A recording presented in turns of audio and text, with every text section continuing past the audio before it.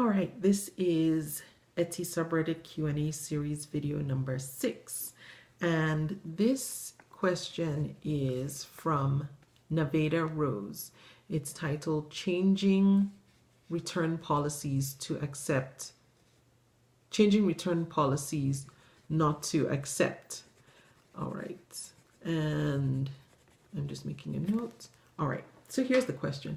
In the last year, I've noticed a lot more buyers trying to get refunds without actually sending the item back or really having any plausible reason. Things like standard size bangle bracelets not fitting and things. I am considering changing my shop from always accepting returns within X amount of days to just not accepting them at all.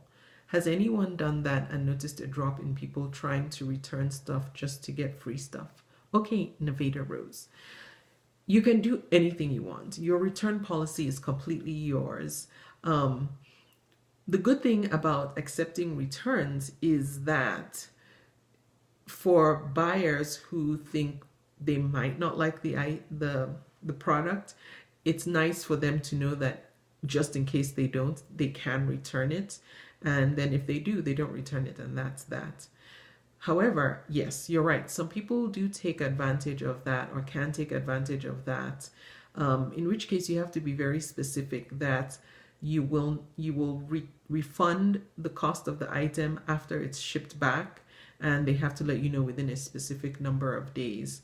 And so in the way I've written my return policy, I said I accept returns within, I can't remember, I think I said 14 or 30 days, and the buyer has to notify me within 7 or 14 days, I forget, but something like that. And that shipping, the cost to ship it back to me is the buyer's responsibility. So they pay to send it back, and then I refund them the cost of the item.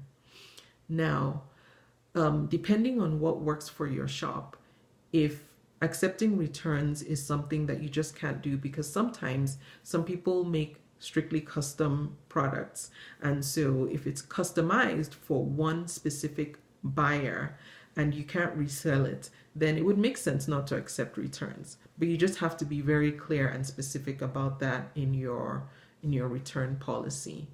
Also, if you ship to the EU, this is something that I don't know if many buyers are aware. If you ship to the EU, you're required to let your buyers in the EU know that they are entitled to return their product within, I think it's 30 days. It might be 14, but I believe it's 30 days. And that's a requirement for doing business with buyers in the EU. So unless you're not going to ship to the EU, then you have to say that you will accept returns.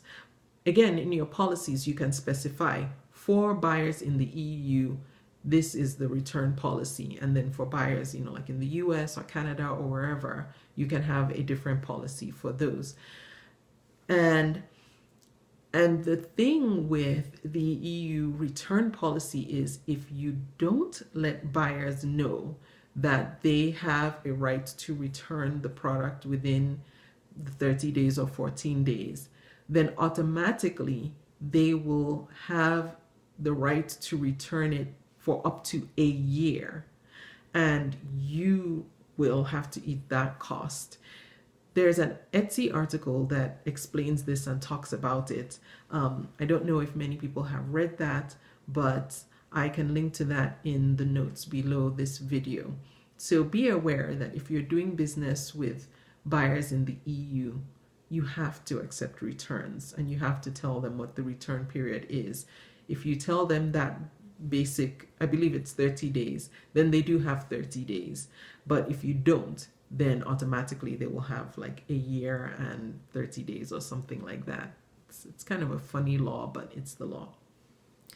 And in the past, there was a time when I wasn't accepting returns. Well, actually, I shouldn't say there was a time. For digital products I sell, I do not accept returns for obvious reasons. If it's a digital download and you pay for it and you download it, I can't get it back. and I don't know that you didn't already use it for anything. So flat out, no returns on that, no refunds, nothing. I hope that was helpful to you, Navigator Rose, and thanks.